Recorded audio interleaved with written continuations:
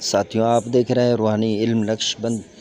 دشمن کی زبان بندی کرنے کے لیے کوری ٹھیکری لینا ہے، اس پر آپ نے ان آیتوں کو لکھ دینا ہے۔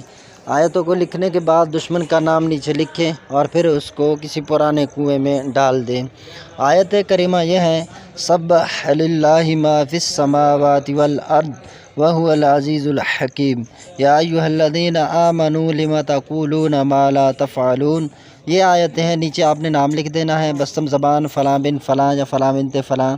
تو اس طرح یعنی آپ نے ترکیب بنا کے پھر آپ نے اس ٹھیکری کو جو ہے وہ پرانے سے پرانے کنویں کے اندر ڈال دیں۔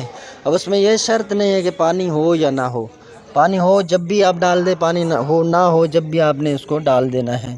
یہ عمل ستارہ زحل اور سات مریخ یعنی منگل کے دن سورج نکلتے ہی پہلے گھنٹے میں اور ہفتے کے دن سورج نکلتے ہی پہلے گھنٹے میں آپ نے اس کو لکھنا ہے۔